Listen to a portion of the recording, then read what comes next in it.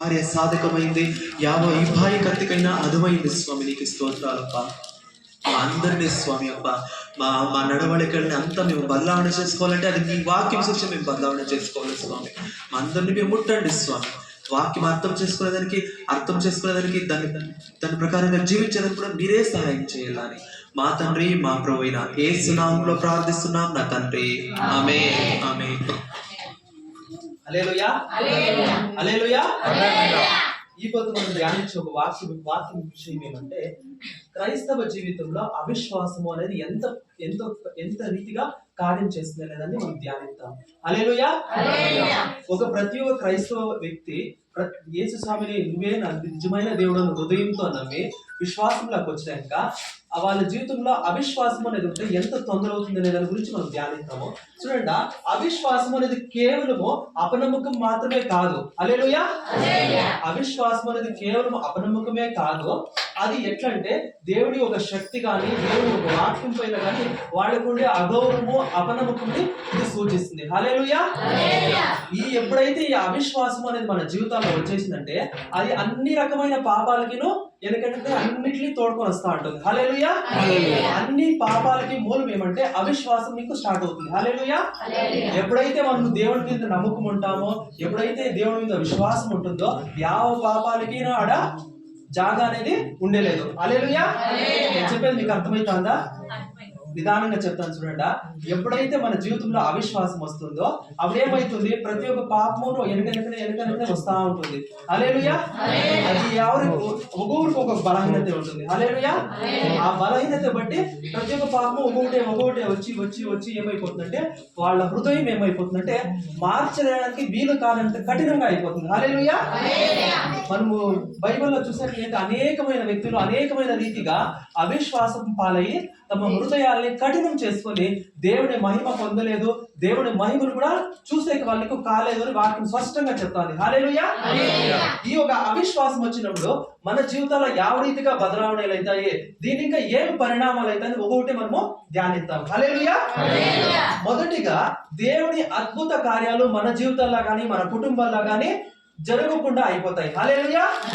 ఎప్పుడైతే మనలో విశ్వాసం ఉండలేదో, ఎప్పుడైతే మన జీవితాల్లో అవిశ్వాసం ఉంటుందో, దేవుడు చేయాలనుకునే కార్యాలంతా ఏమైపోతాయి, ఎనికిపోతాయి, అవి నడకుండా అయిపోతాయి. దీనికి గొప్ప ఉదాహరణ ఏమంటే చూడండి, మత్తయి బల్ల సువార్త 13వ అధ్యాయం 58వ వచనం. హల్లెలూయా. మత్తయి బల్ల సువార్త 13వ అధ్యాయం 58వ వచనం చదవండి ఎవరైనా. ಅವರು ಆತನನ್ನು ನಮ್ಮದೇ ಹೋದದರಿಂದ ಆತನಲ್ಲಿ ಅನೇಕ ಮಹತ್ಕಾರ್ಯಗಳನ್ನು ಮಾಡಲಿಲ್ಲ. హల్లెలూయా. యేసు స్వామి గురించి చెప్తారు. ఆయన తన సొంత ఊరికి పోయినప్పుడు ఆడ అనేక మంది ఆయనని ఏం చేయలేదు, నమ్మకం పెట్టలేదు, ఆయన మీద విశ్వాసం పెట్టలేదు. హల్లెలూయా. ఎప్పుడైతే వాళ్ళు విశ్వాసం పెట్టలేదో, ఎప్పుడైతే వాళ్ళు నమ్మకం పెట్టలేదో, ఆ గ్రామంలో కానీ ఆ జనాల్లో కానీ జరగాల్సిన అద్భుత కార్యాలు జరగలేదు. హల్లెలూయా. మీ కుటుంబాల్లో కానీ మీ జీవితాల్లో కానీ ఒకవేళ ఏమన్నా నమ్మకం ఏమన్నా తక్కువైందేమో, విశ్వాసం ఏమన్నా తక్కువైందేమో, మనము పరీక్ష చేసుకుందాము. రావాల్సిన అనేకమైన అద్భుత కార్యాలని మనము దూరం చేసుకుంటామేమో, మనము ఒక్కిత గమనం పెడదాము. మళ్ళీ ఇంకొక పరిణామం ఏమైనా చూద్దాము. వాగ్దాನ ಮಾಡಿದ ದೇಶವನ್ನು ಪ್ರವೇಶಿಸಲು ಸಾಧ್ಯವಾಗುವುದಿಲ್ಲ. చూడండి, ఇబ్రియా 3:19 చదవండి. ఇబ్రియರಿಗೆ ಬರೆದ ಪತ್ರಿಕೆ 3ನೇ ಅಧ್ಯಾಯ 19ನೇ ವಚನ. నిదానంగా చెప్పండి, నిదానంగా అర్థం చేసుకోండి. ಅವರು ಸೇರಲಾರದೆ ಹೋದದ್ದು ಅಪನಂಬಿಕೆಯಿಂದಲೇ ಎಂದು ತಿಳಿದುಕೊಳ್ಳುತ್ತೇವೆ. చూడండి, ఆడ ఇస్రాయల్ జనాంగము కానాన్ దేశం అంటే పాలు నీళ్ళు పొంగి అంటే సమృద్ధమైన దేశంలోకి వాళ్ళని పంపిస్తాను దేవుడు వాగ్దానం చేసిండ. హల్లెలూయా. ఈ దేశంలోకి మీరు పోండా, మీరు బాగుంటారు, మీ సంతతి అంతా దినదినము అభివృద్ధి అవుతుందని దేవుడు వాళ్ళకి వాగ్దానం చేసిండ. అయితే అనేక మంది ఏమైంది, ఆడ అపనమ్మకంతో అవిశ్వాసంతో దేవుడు వాగ్దానం చేసే కానాన్ దేశంలోకి పోయే కాలేదు. కొంతమంది ఘట సర్పాలకి లోనైరి, కొంతమంది అగ్నితో బలైరి, వివిధమైన వ్యాధులతో అనేక మంది ఏమైనా పోవలసిన గమ్యంని చేరుకునేకి వాళ్ళు ఇంకా కాలేదు. హల్లెలూయా. మనం కూడా అంతే. ఈ ఒక ఆత్మిక జీవితంలో మనకు చివరి ప్రయాణం ఏమంటే దేవుని రాజ్యానికి చేరేది. హల్లెలూయా. ఎంతో మంది ఒక తమ జీవితంలో ఉండే అవిశ్వాసము, ఆ అపనమ్మకం నీకు ఏమవుతాడంటే పాపము ఒక వలలో పడిపోయి తమ చివరి ప్రయాణం వరకు వాళ్ళు పరిగెత్తకైతా ఉండదు. అంటే తమ ఆత్మిక ప్రయాణాన్ని మధ్యలోనే నిలబెట్టేస్తా ఉంటారు. హల్లెలూయా. నేను చెప్పేది మీకు అర్థమవుతుందా? అనేక మంది దేవుళ్ళకి వచ్చి విశ్వాసంతోనే ఉంటారు, అయితే వాళ్ళు అనేకమైన అపనమ్మకాలనిక అవిశ్వాసానికి ఏమవుతారంటే మధ్యలోనే నిలిచిపోతారు. మనం ఆ రీతిగా ఉండకూడదు. మన జీవితాలతో మనము పరీక్ష చేసుకునేవాడుగా ఉండాలా. ఈ వాక్యం ఏంటి మనం ఇట్లా ధ్యానిస్తా ఉన్నామంటే, ఒక వాక్యం ఏమని చెప్తుంది, యవనస్తుడు తన నడవడికని ఏమి సూచన బదలావణ చేసుకుంటాడు? యవనస్తుడు తన నడవడికని దేవుని వాక్యం చూసి బదలావణ చేసుకుంటాం. మనం కూడా అంతే. మన నడవడికలు కానీ మన జీవితం కానీ ఏం చూసి బదలావణ చేసుకోవాలా? దేవుని వాక్యం చూసి దినదినము మనము బదలావణ చేసుకోవాలా, మారాలా. ఇంకొక ಪರಿಣಾಮ ఏమంటే ಭಯ ಮತ್ತು ಆತಂಕ కూడా అవిశ్వాసದಿಂದ ಜಾಸ್ತಿ ಆಗುತ್ತವೆ. హల్లెలూయా. ఎప్పుడైతే మన జీవితంలో దేవుని మీద నమ్మకం కానీ కనుక లేకపోతే అవిశ్వాసం ఎప్పుడు చోటు చేసుకుంటుందో ఎక్కడ లేని భయం వస్తుంది, మళ్ళా ఎక్కడ లేని ఆతంకము మన జీవితాల్లో జాస్తి అవుతా ఉంటుంది. చిన్న చిన్న విచారాలకంతా ఏమైపోతామంటే కృంగిపోతాము. చిన్న విచారాలకంతా ఏమైపోతాము? భయపడిపోతాము. చూడండి, మత్తాయి సువార్త 8వ అధ్యాయం 26వ వచనాల మీరు తీసే చదివేటంటే చదవచ్చు. మత్తాయి సువార్త 8వ ಅಧ್ಯಾಯ 26ನೇ ವಚನ చూడండి. ಹೊಸ ಒಡಂಬಡಿಕೆ ಬರುತ್ತೆ. ಮೊದಲನೇ ಸ್ವಾರ್ಥ, ವಿಶ್ವಾಸಿಗಳೇ ಯಾಕೆ ಧೈರ್ಯಗೊಳ್ಳುತ್ತೀರಿ ಎಂದು ಹೇಳಿ ಎದ್ದು ಗಾಳಿಯನ್ನು ಸಮುದ್ರವನ್ನು ಗದರಿಸಿದನು, ಆಗ ಎಲ್ಲಾ శాంతವಾಯಿತು. చూడండి, అదేనా సార్. ఈడ యేసు స్వామి వాళ్ళ జతలా ఉంటాడు. శిష్యులు దోణిలో పోతా అంటే, సముద్రంలో పోతా అంటే ఏమైందంటే విపరీతమైన అలలు ఇస్తే విపరీతమైన గాలి వేసినప్పటికీ పక్కలో యేసు స్వామి ఉన్నాడు అని కూడా మర్చిపోయి వాళ్ళు ఏం చేస్తాడంటే, స్వామి సాయుతేవే నమ్మను కాపాడు అని ఆడే వాళ్ళు తమ ఒక విశ్వాసాన్ని పోగొట్టుకొని మనం చూస్తామో.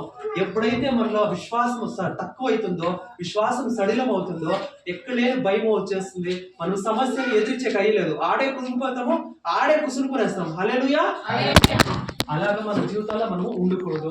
ఎప్పుడైతే నీ సమస్యలు నిన్ను చుట్టుముట్టింటాయో అప్పుడే నువ్వేం తెలుసుకోవాలా, వీటిలన్నింటినీ నా నమ్మకం ముఖాంతరంగా, నా విశ్వాసం ముఖాంతరంగా ఎదుర్కోవాలని మనం జ్ఞాపకం చేసుకునేవాళ్ళుగా ఉండాలా.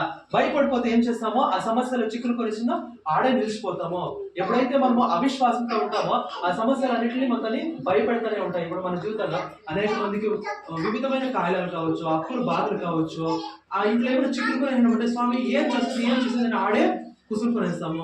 మనం దేవుడిని ప్రార్థించిన తక్షణమే దేవుడు దాన్ని ఇంకా విడిపించుకునే మార్గం కూడా మనకి చూపించేవాడుగా ఉంటాడు. వాక్యంలో ఏమని చెప్తుందంట, మీరు మోసేంత సమస్యల్ని, మీరు మోసేంత బరువునే దేవుడు మీ మీద మోపుతాడు, ఇస్తాడు. మీకు మీ శక్తికి మించిన బరువునే దేవుడు ఎప్పుడు ఇచ్చలేదు. నీకు ఎప్పుడైతే నువ్వు ప్రార్థిస్తావో, నమ్మకం పెడతావో, నువ్వు ప్రార్థించిన వెంటనే దాన్ని దిక్కు తప్పించుకునే ఒక మార్గం కూడా దేవుడు ఏం చేసినాడు? సిద్ధం చేసి పెట్టింటాడు. హల్లెలూయా. నీ నమ్మకము, నీ విశ్వాసం ఇంకొనే నువ్వు బదలావణలు నీ జీవితంలో చూడొచ్చు. హల్లెలూయా. 12 ఏళ్ళక ఆయన కూడా యేసు సమయం అని చెప్తాడు, నీ నమ్మకం నీకునే నువ్వు స్వస్థత పొందుకుంటువి అని ఆడ వాక్యంలో స్పష్టంగా చెప్తోంది. అనేక మంది యేసు స్వామి మీద నమ్మకం పెట్టుకొని తమ జీవితాలను మార్చుకొని, ఉదాహరణకి జక్కాయ కావచ్చు, ఆయన అనేకమైన పాపపు కార్యాల్లో చిక్కులు కొనేట ఎప్పుడైతే యేసు స్వామిని చూసినో ఆయనలో విశ్వాసము ఎక్కువయా, ఆ విశ్వాసం ముఖాంతరంగా తన జీవితాన్ని బదలావణ చేసుకొని మనం చూస్తాము. చూడండి, లాస్ట్ సమస్య ఏమంటే, ఎప్పుడైతే నీకు ఇలా విశ్వాసం లేకపోతుందో ఆత్మికమైన ఆత్మికవాద కివుడతన వచ్చేస్తుందట. చూడండి, ఇశ్రాయేలు జనాంగము మోషే ముఖాంతరంగా అనేకమైన అద్భుత కార్యాలని వాళ్ళు చూసి, భోజనం లేదు అంటే భోజనం తెప్పించి, నీళ్ళు లేదు అంటే నీళ్లు తెప్పించి, సముద్రాన్ని 2 భాగాలు చేసింది. సముద్రం 2 భాగాలు చేసేది అది చిన్న విచారం కాదు. హల్లెలూయా. ఒక నదిని కూడా మనం 2 భాగాలు చేసే కయ్యలేదు. హల్లెలూయా. అలాంటిది ఒక పెద్ద సముద్రాన్ని మనుషులు నడిచే రీతిగా ఒట్టి నేలగా మార్చినాడంటే ఆడ ఎంత విశ్వాసం ఉండాల. అలాంటి విచారాలన్నీ కండ్లారా చూసిన వాళ్ళు కండ్లారా చూసిన వాళ్ళు ఏమైపోయారంటే, వాళ్ళ అవిశ్వాసం ఏమైపోయారంటే, దాన్ని చూసినప్పుడు దాన్ని మొత్తం వాళ్ళ హృదయాలు గ్రహించలేదు. హల్లెలూయా. వాళ్ళ హృదయాలు గ్రహించలేదు. బిలాము అనే పెద్ద ప్రవాదికి గాడి కనబడిన దేవదూత ఆ బిలాము అనే ప్రవాదికి కనపడలేదు. హల్లెలూయా. ఎప్పుడైతే నీలో అవిశ్వాసం ఉంటుందో దేవుని కార్యాలను నువ్వు చూడలేవు. హల్లెలూయా.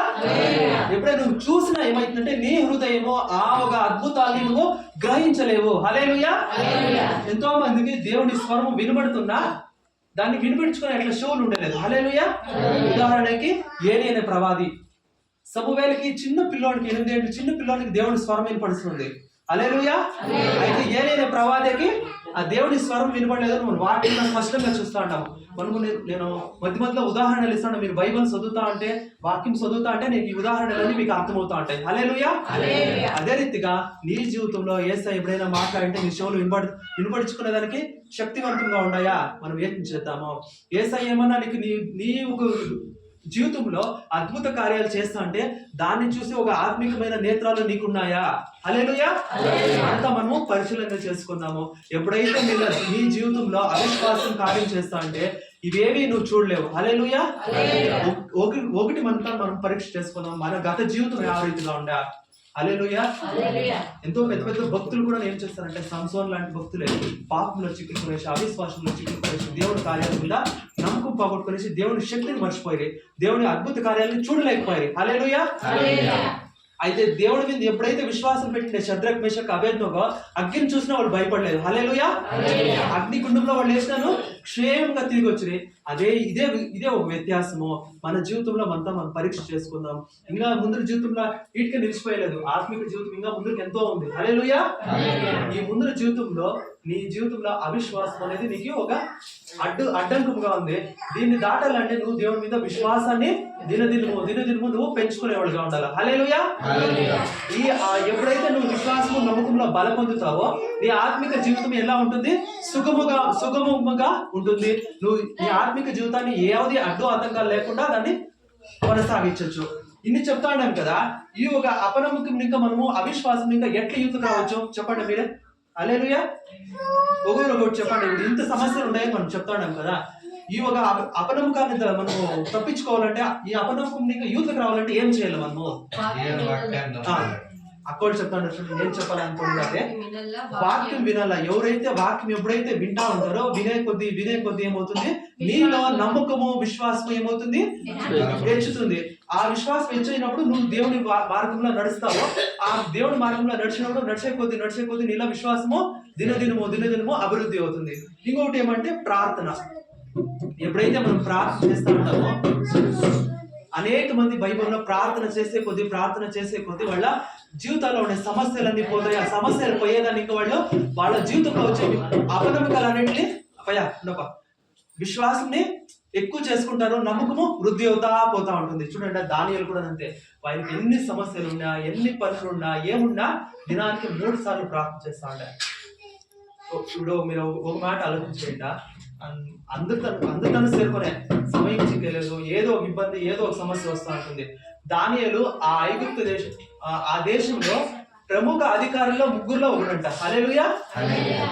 ఒక దేశానికి పెద్ద మినిస్టర్ అంటే మీరు ఆలోచించండి వాళ్ళకి ఎంత బిజీగా ఉంటుందో అనేది. అలాంటి వ్యక్తి కూడాను తన సమయాన్ని కేటాయించి దినము ప్రార్థన చేస్తా సింహాల గోల వేసినా కూడాను ఏం చేసా? ధైర్యంగా పోయా ఆ సమస్యని ఇంకా ఎదుర్కొని క్షేమంగా వచ్చి మనం వాక్యంలో చూస్తాము. హల్లెలూయా. మన కుటుంబాన్ని మనతాన్ని మనము విశ్వాసంలో నడిపిస్తాము. విశ్వాసం లేకపోతే ఆ కుటుంబము ముందు ఎక్కువ కాలము ఆత్మిక జీవితంలో ముందుకు నడిచేదానికి అయ్యలేదు. మన జీవితాన్ని కానీ మన బిడ్డలతోని కానీ మనము విశ్వాసంలో ಮುಂದಕ್ಕೆ ನಡಿಪಿಸಿಕೊಂಡು ಹೋದಾಮು. ಅವಿಶ್ವಾಸವು ನಮ್ಮನ್ನು ದೇವರ ಕೃಪೆಯಿಂದ ದೂರ ಮಾಡುತ್ತದೆ. ಆದರೆ ನಾವು ಸಾಸಿವೆ ಕಾಳಿನಷ್ಟು ವಿಶ್ವಾಸವಿಟ್ಟರೆ ಬೆಟ್ಟಗಳನ್ನು ಅಲುಗಾಡಿಸಬಹುದು ಎಂದು ಯೇಸು ಸ್ವಾಮಿಯು ನಮಗೆ ಹೇಳಿದ್ದಾನೆ. ಇಂದು ನಮ್ಮ ಹೃದಯಗಳನ್ನು ಪರೀಕ್ಷಿಸಿಕೊಳ್ಳೋಣ. ದೇವರ ವಾಗ್ದಾನಗಳ ಮೇಲೆ ಸಂಶಯ ಪಡದೆ ಆತನನ್ನು ನಂಬಿಕೆಯಿಂದ ನಮ್ಮ ಹೃದಯದ ಒಳಗೆ ಸ್ವಾಗತಿಸೋಣ. ಆಮೆನ್. చూడండి, అవిశ్వాసం అనేది దేవుని కృపಯಿಂದ మనతని దూరం చేస్తుంది. మనము ఎప్పుడైతే సాసివి కాడనಷ್ಟು నమ్మకం అంటే చిన్నగా ఒక రవ్వ నమ్మకం పెట్టిన దేవుడు మన జీవితంలో అనేకమైన అద్భుత కార్యాలు చేసినది మనము జ్ఞాపకం చేసుకుందాం. హల్లెలూయా. ఇక్కడ వచ్చిన వాళ్ళు చాలా రోజుల నుంచి వస్తూ ఉంటారు. మనము ఇక్కడ వచ్చిన వాళ్ళు ఎవరు కొత్త వాళ్ళు ఎవరు కాదు. హల్లెలూయా. మీ జీవితాన్ని మీరే ఒకసారి జ్ఞాపకం చేసుకోండి. అనేకమైన సమస్యలకు దేవుడు మనతని ಯಾವ రీతిగా విడుదల చేసినాడని ఒకసారి మనం జ్ఞాపకం చేసుకున్నామంటే మనలో ఉండే విశ్వాసము ఎక్కువ అవుతుంది, అవిశ్వాసము దూరం అవుతుంది. పేతురుని చూడండి, దేవుని జట్లోనే ఉండా నీళ్ళు మీద నడిచేటప్పుడు దేవుడిని ఎప్పుడైతే చూసినా నమ్మకంగా నడిచా, ఎప్పుడైతే లోకం చూసినా ఏమాయా ఆయనలో ఉండే నమ్మకం ఏమాయా సడిలం అయిపోయా. మనం లోకం చూసినామంటే, లోకంలో ఉండే సమస్య అంతా చూసినామంటే ఏమైపోతుంది? పడిపోతాము. మనలో అవిశ్వాసం అనేది మన హృదయంలోకి వచ్చేస్తుంది. అవిశ్వాసం ఎక్కువ ఏమైపోతుంది? మన హృదయం కఠినం అయిపోతుంది. కఠినమైన హృదయం ఏమైపోతుందంటే దేవుని మాటలు కానీ దేవుని అద్భుత కార్యాలు కానీ చూడలేకపోతుంది. హల్లెలూయా. మన హృదయాలు ఆ రీతిగా ఉండకూడదు. యేసయ్య ఈ క్షణంలో నా హృదయం ఏమైనా కఠినమైపోయింటే నీ చేతికి ఇస్తాను స్వామి, నా హృదయంని శుద్ధం చేయి స్వామి. యేసయ్య రక్తం ఏమైందంట? సకల పాపాలని కడిగేదానికి శక్తివంతంగా ఉందని వాక్యం స్పష్టంగా చెప్తాను. అది నేను చెప్తాను లేదు, బైబిల్లో వాక్యం స్పష్టంగా చెప్తాను. నువ్వు ఎంత ఘోర పాపి అయినా ఈ క్షణంలో స్వామి అబ్బా నన్ను క్షమించు, నేను పశ్చాత్తాపం పడతాను. అనేక మంది ఏం చేస్తారంటే నేను పాపం చేసినాను, దేవుడిని ఒప్పుకుంటాను, మళ్ళీ దేవుడు క్షమిస్తాడు, మళ్ళీ పాపం చేస్తాను, మళ్ళీ దేవుడు క్షమిస్తాడు అని ఏమైపోయి ఉంటుందంటే కఠినమైన హృదయాలుగా మారిపోయి ఉంటాయి. మనం అలా ఆ రీతిగా కాకూడదు. ఎలా అంటే వాక్యం ఏమో చెప్తుందంటే దేవుళ్ళకి వచ్చేటంతో ఒకే పాప క్షమాపణే ఒకే రక్త ప్రోక్షణ అయినాక మళ్ళీ మనకి చిందించడానికి వేరే రక్తం ఏది ఉండలేదు. హల్లెలూయా. కింద మనం దేవుడికి స్వామి నేను మనస్ఫూర్తిగా స్వామి నేను బదలాడడానికి ప్రయత్నం చేస్తున్నాను, నాకు సహాయం చేయి. హల్లెలూయా. నాకు సహాయం చేయప్ప. చూడండి మార్క 9:24 చూడండి. ఆడ ఒక వ్యక్తికి దయ్యం పట్టింటుంది. ఆ తండ్రి అడుగుతాడు, తండ్రి దయ్యం పట్టిన వ్యక్తి వాళ్ళ తండ్రిని యేసయ్య అడుగుతాడు నమ్మకం పెట్టు అంటే ఆయన ఏమని చెప్తాడు? స్వామి నాకు నమ్మకం ఉంది, ఒకవేళ నమ్మకం తక్కువైనా నాకు సహాయం చేయని దేవుని దగ్గర అడుగుతాడు. మనం ప్రార్థన చేసుకుందాం. స్వామి అప్ప నా జీవితం నేను బదలావణ చేసుకోవాలా, నాకు నమ్మకం తక్కువ ఉందా స్వామి, నాకు నువ్వు సహాయం చేయి స్వామి, నాలో అవిశ్వాసం ఎక్కువ ఉంది, నాలో నమ్మకం ఎక్కువ రీతిగా నువ్వే నాకు బలపరచు స్వామి, నాలో ఏమైనా చంచలమైన మనసు ఉందా, ఒక దాని మీద మనసు పెట్టే నాకు అవుతాం లేదా స్వామి, ఏకాగ్రత కలిగిన మనసు నాకు ఈ స్వామి అని మనము దేవుడి దగ్గర ఆశ్రయించుకుందాం. హల్లెలూయా. దేవుడి దగ్గరికి ఆశ్రయంతో అంటే దీని మనసుని దేవుడు ఎప్పుడు తోసివేసేవాడు కాదు. హల్లెలూయా. ఎప్పుడైతే అయితే వాటిని ఏమొచ్చిందంటే అహంకారితను ఎదిరిస్తాడు కానీ దీని మనసు కలిగిన వ్యక్తిని పాపంతో పశ్చాత్తాపం పడే వ్యక్తిని దేవుడు ఎప్పుడు తోసివేసే దేవుడు కాదు. హల్లెలూయా. నీ హృదయంలో ఎంత బరువు ఉన్నా ఏం చేస్తావంటే యేసయ్య మీద హల్లెలూయా. ಕಷ್ಟಪಡುವವರೇ ಹೊರೆ ಹೊತ್ತವರೇ ನೀವೆಲ್ಲರೂ ನನ್ನ ಬಳಿಗೆ ಬನ್ನಿರಿ, ನಿಮ್ಮ ಎಲ್ಲ ಚಿಂತೆಯನ್ನು ಭಾರವನ್ನು ಯಾರ ಮೇಲೆ ಹಾಕಬೇಕು? ఆయన మీద ఎత్తాను. నీ హృదయంలో ఎంత బాధ ఉందో, కొంతమంది పాపమైన హృదయంలో ఏమైపోయింటారంటే కృంగిపోయి ఉంటారు. హల్లెలూయా. వాళ్ళ మనసు ఏం చేసినానో ఈ లోకం ఏం చేసినానో వాళ్ళ హృదయం సమాధానం అనేది లేకుండా దూరం అయిపోయి ఉంటుంది. మనం ఈ క్షణంలో ఏం చేద్దామంటే యేసయ్యకి మన భారము, మన చింత, మన అపనమ్మకము ఏముందో అవంతా ఏమేమి చేద్దామో దేవుడి మీద వేస్తామో. దేవుడి మీద ఎప్పుడు వేస్తావు నువ్వు అవన్నీ దేవుడు తీసుకుంటాడు. ఆయనలో ఉండే సంతోషము, ఆయనలో ఉండే సమాధానము నీకు ఇచ్చేదానికి దేవుడు సిద్ధంగా ఉన్నాడు. దీని మనసుకుని యేసయ్య ఎప్పుడు తోసి వేసే వ్యక్తి కాదు. హల్లెలూయా. స్వామి దీన మనసు కలిగి నీ దగ్గర వేడుకుంటాను స్వామి. ఇప్పుడు కొంతమందికి చెప్తా ఉండొచ్చు, కొంతమందికి ఏమైపోతుందంటే వాక్యము ఎన్ని అద్భుత కార్యాలు వాళ్ళు కళ్ళు ముందు చూస్తాడనో వాళ్ళ హృదయం గ్రహించలేదు. అంటే సైతానుడు వాళ్ళ హృదయాన్ని మొంకుపరిచేసినాడు, మరుగు చేసేసినాడు. మీకు ఇంకొక ఉదాహరణ డైరెక్ట్ గానే చెప్తాను చూడండి. సుమారు 3.5 సంవత్సరము పేతురు యేసయ్య జత పరిచయం చేస్తాడు. అయితే ఆయన పునరుద్ధారణ అయినాక యేసు స్వామి ఎదురుగా ఉన్నాను పేతురు గుర్తించలేకపోతాడు. హల్లెలూయా. వాళ్ళ హృదయాల్లో అవిశ్వాసం అనేది అంత కార్యం చేస్తుంది.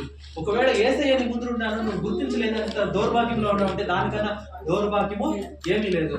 మన హృదయాన్ని నమ్మకంతో నింపుకుందాం, అవిశ్వాసాన్ని దూరపరచుదాం. హల్లెలూయా. ఏం చేయాలా? మనం ప్రార్థన చేయాలా. ప్రార్థన చేసినామంటే అవిశ్వాసము దినదినంకి క్లీన్ అవుతా ఉంటుంది, శుద్ధమవుతా ఉంటుంది. అంతా మనము యేసయ్యకి ఒప్పిద్దాం. హల్లెలూయా. మన జీవితాల్లో యేసయ్య చేసే అద్భుత కార్యాలను కూడా చూసి కూడా మనము అపనమ్మకంతో ఉన్నామా ఒకసారి మనము పరీక్ష చేసుకుందాం. నేను చెప్పేది మీకు అర్థమవుతుందా? హల్లెలూయా. అంతా మనం పరీక్ష చేసుకుందాం. దేవుని అద్భుత కార్యాలు మన జీవితంలో దినదినము నడుస్తూ ఉన్నాయి. ఎంతో మంది నేను చూసినట్లుగా దేవుడు నమ్మకుండా ఏం చేస్తున్నాడంటే అపఘాతాల్లో బలి అయిపోయారు. హల్లెలూయా. మా కుటుంబాన్ని నేను చూస్తున్నాను. హల్లెలూయా. మాకన్నా తెలివైన వ్యక్తే కానీ వాళ్ళు అనేకమైన అనారోగ్యాలతో బలి అయిపోయారు. అయితే దేవుడు మన మీద దయపెట్టి మనమేమో పెద్ద ప్రార్థనా పనులను కాదు, నా బిడ్డని దేవుడి కృపని ఇంకా దేవుడు దయనిగా ఈ రోజు వచ్చి మనం వీడు కూర్చోవడం. హల్లెలూయా. మన గొప్పతనం ఏమీ లేదు. హల్లెలూయా. ఇప్పుడు ఉండేవాళ్ళు ఏమైనా కొంతమంది ఏమైనా తెలుసుకోవచ్చేమో, లేక నేనేమైనా తెలుసుకోవచ్చేమో. అయితే నేను చెప్తాను చూడండి, నా గొప్పతనం ఏమీ లేదు, మా గొప్పతనం ఏమీ లేదు. దేవుడి దయ, దేవుడి కరుణని ఇంకా వచ్చి మనం వీడు ఉన్నాము. దేవుని ఆలయంలో ప్రార్థిస్తున్నాం అంటే అది దేవుడి కృప అయింది. దేవుడు మన మీద ఎంతో ప్రేమ పెట్టినాడు. ఆ ప్రేమను మనము జ్ఞాపకం చేసుకుందాం. మనలో ఉండే అవిశ్వాసాన్ని మనము దూరం చేద్దాం. హల్లెలూయా. దేవుడి ప్రేమను మనం చూసినామంటే ఎప్పుడు కానీ మనలో అవిశ్వాసం అనేది రాదు, నమ్మకం వస్తుంది. లోకం చూసినామంటే అవిశ్వాసం మన జీవితాల్లో కార్యం చేస్తుంది. అవిశ్వాసానికి మనము చోటిచ్చేది వద్దు. మనం ప్రార్థన చేసుకున్నాం. స్వామి యేసయ్యా, నా జీవితంలో స్వామి నాది ఏమీ లేదు స్వామి, నేను స్వామి ఏ మాత్రము లేదు స్వామి అప్ప, ఏ పాటి వాడిని స్వామి అప్ప, మా తను మీరు జ్ఞాపకం చేసుకోవడారు స్వామి, నీ దృష్టిలో మమ్మల్ని పెట్టుకోవడానికి స్వామి నీకు స్తోత్రాలు స్వామి అప్ప. అనేకమైన లోకంలో ఉండే కార్యాలతో చూసి స్వామి అప్ప మేము దిగులు పడిపోయి స్వామి అప్ప వెనక్కి వెళ్ళిపోయినాం స్వామి. అపనమ్మకం మా జీవితాల కార్యం చేస్తుంది స్వామి అప్ప, అవిశ్వాసం మా జీవితాల కార్యం చేస్తుంది స్వామి నీకు స్తోత్రాలు అప్ప. అబ్బా మా అందరినీ నీ చేతికి ఒప్పగిస్తాం స్వామి. ఇక్కడ అబ్బా నీ సభనంతా నీ చేతికి ఒప్పగిస్తున్నాం తండ్రి. నీ వీళ్ళందరినీ నీ చేతికి ఒప్పగిస్తున్నాం తండ్రి. మీరు ముట్టండి స్వామి నీకు స్తోత్రాలప్పా. ప్రతి ఒక్కరిని మీరు ఆశీర్వాదం చేయండి స్వామి నీకు స్తోత్రాలప్పా. హల్లెలూయా హల్లెలూయా హల్లెలూయా. ఎవరు హృదయాలైతే స్వామి అబ్బా సైతానుడు మొక్కపరిచినాడు స్వామి, సైతానుడు ఎవరు హృదయాలైతే కఠినం చేసినాడు స్వామి అబ్బా, ఈ వాక్యాన్ని గ్రహించలేని కఠినత్వాన్ని తీసేయండి స్వామి నీకు స్తోత్రాలు స్వామి. మీరు ముట్టండి స్వామి అబ్బా. నిన్ను చూసే జ్ఞానం మాకేయండి స్వామి, నిన్ను చూసే కళ్ళు మాకేయండి స్వామి, నీ స్వరం వినే శక్తి మాకేయండి స్వామి, మాకు అజౌలు ఇవ్వండి స్వామి నీకు స్తోత్రం అబ్బా. ఈ వాక్యం చెప్తుంది స్వామి, నన్న కురిగడు నన్న స్వరంకే కివి కొడుతావే అని స్వామి అబ్బా. మేము నీ కురిలుగా ఉన్నామా లేదా చూడు, మేము పరీక్షించుకోవాలి స్వామి నీకు స్తోత్రాలు అబ్బా. ముట్టండి స్వామి ముట్టండి స్వామి ముట్టండి స్వామి. ప్రతి ఒక్కరు హృదయాన్ని మీరు ముట్టండి స్వామి నీకు స్తోత్రాలు అబ్బా. ప్రతి ఒక్క బిడ్డ స్వామి ఇక్కడ తల నుంచి ప్రతి ఒక్క బిడ్డ నేను సంతోషంగా స్వాగతిస్తాడు స్వామి. వాళ్ళ హృదయాన్ని మీరు శుద్ధపరచండి స్వామి నీకు స్తోత్రాలు స్వామి. వాళ్ళ బలహీనతలన్నింటినీ దూరం చేయండి స్వామి నీకు స్తోత్రాలు స్వామి నీకు స్తోత్రాలు స్వామి. అవును స్వామి అపవాది స్వామి అబ్బా వాళ్ళ ప్రతి ఒక్క బలహీనతలతో స్వామి ఆడుకుంటూ ఉన్నాడు స్వామి. ముట్టండి స్వామి అబ్బా. నీ బిడ్డలు ఎవరైతే కోపంతో ఉన్నారో స్వామి ఆ కోపం అనే బలహీనతను దూరం చేయండి స్వామి నీకు స్తోత్రాలు స్వామి. అదే రీతిగా స్వామి ఎవరైతే నీ బిడ్డలు స్వామి అబ్బా వ్యభిచారం అనే బలహీనతతో బాధపడుతున్నారో స్వామి నీకు స్తోత్రాలు అబ్బా. అబ్బా తాగుదనే బలహీనతతో ఎవరైతే బాధపడుతున్నారో స్వామి నీకు స్తోత్రాలు అబ్బా. వాళ్ళందరినీ ముట్టండి స్వామి, వాళ్ళ బలహీనతలన్నింటినీ దూరం చేయండి స్వామి నీకు స్తోత్రం స్వామి. నువ్వు సహాయం చేయి స్వామి, నువ్వు చేయబట్టుకో స్వామి నీకు స్తోత్రాలు స్వామి. పేతురుని ಯಾವ రీతిగా స్వామి సముద్రంలో మునిగిపోయేటప్పుడు చక్కని చేయించి స్వామి నువ్వు పైకి తీసుకుంటే స్వామి ఆ రీతిగా మమ్మల్ని అందరినీ మీరు చేయి పట్టుకోండి స్వామి అబ్బా. మా చేయి పట్టుకోండి స్వామి నీకు స్తోత్రాలు. వివిధమైన బలహీనతలతో స్వామి అబ్బా కోపము ద్వేషము అబ్బా కడుపు మంట మత్సరంతో ఎవరైతే బలహీనతలతో బాధపడతాడారు స్వామి అవన్నిటిని దూరం చేయండి స్వామి నీకు స్తోత్రాలు అబ్బా. నీ శుద్ధమైన హృదయం మా అందరికీ దయచేయండి స్వామి నీకు స్తోత్రం అబ్బా. నీలో ప్రతి ఒక్కరు స్వామి మేము దేహమైన స్వామి అబ్బా. మీ రక్తం మాలో ఉంది స్వామి, మీరే సహాయం చేయండి.